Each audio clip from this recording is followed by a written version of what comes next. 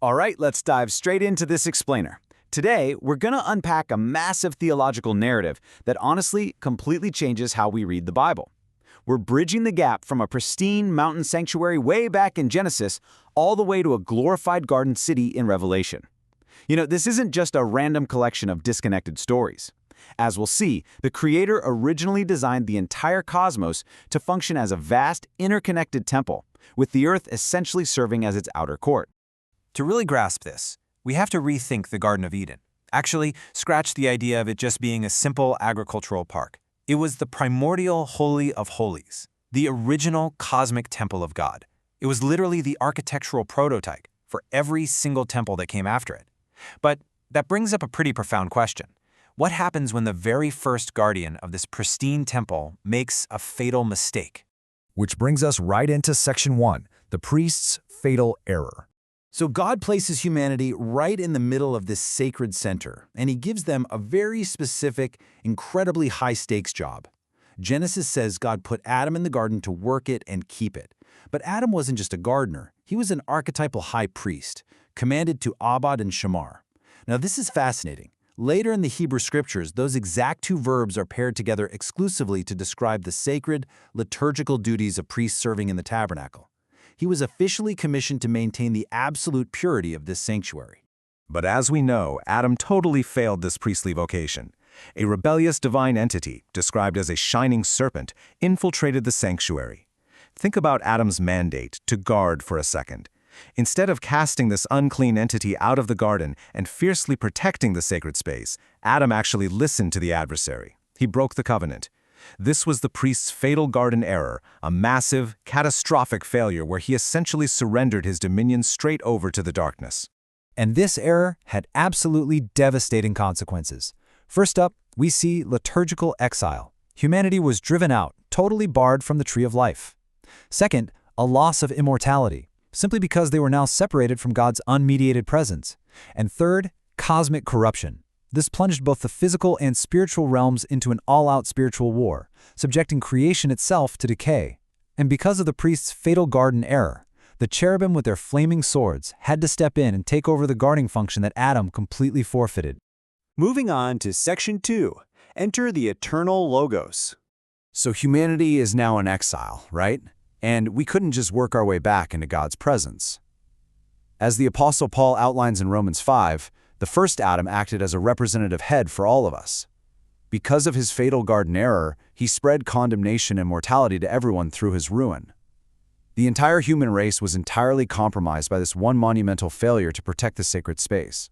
But here is the crucial turning point. A new representative enters human history, Jesus Christ, the eternal Logos and the last Adam. Where the first Adam was defined by arrogant disobedience, the last Adam perfectly obeys the Father.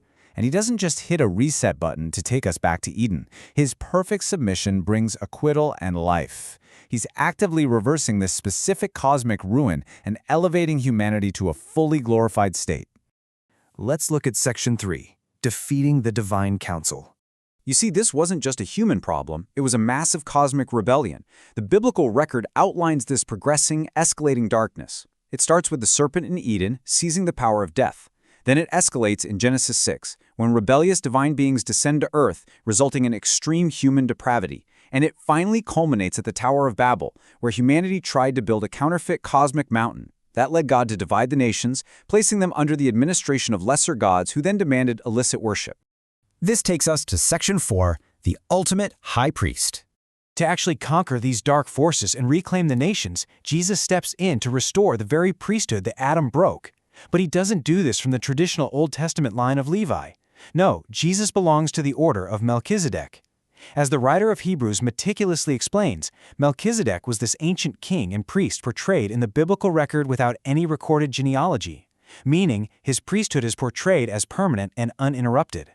Jesus steps into this permanent role to offer a far superior sacrifice. Because, let's be real, animal sacrifices in the Old Testament tabernacle were just a temporary shadow. They were completely incapable of truly fundamentally washing away the impurity of humanity's exile.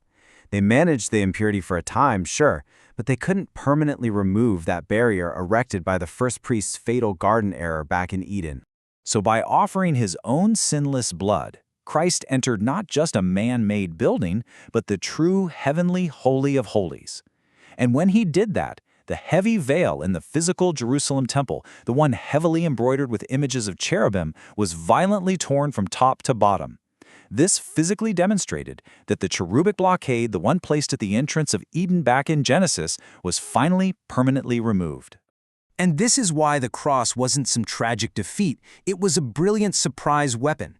The demonic powers absolutely thought the crucifixion was their ultimate victory, but Paul writes in Colossians that it was actually the exact instrument of their total defeat.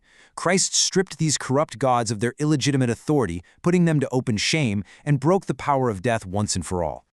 Which leads us to our final act, Section 5, Rebuilding the Cosmic Temple. With the veil torn and the rebellious divine council totally defeated, the Logos initiates the ultimate goal of redemptive history. When the Apostle John says, "The Word became flesh and dwelt among us," he uses a very specific loaded Greek word, eskonasin.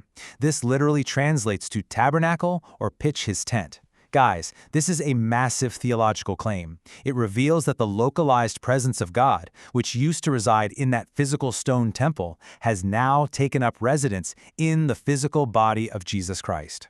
And because Jesus' body is the true temple, all believers who are united to him by the Holy Spirit literally become living stones. This means the church is actively continuing the original Edenic mandate. We are completely reversing the priest's fatal garden error. We're tasked with expanding the borders of sacred space, bringing the light of the gospel to the nations, and building up this cosmic spiritual house.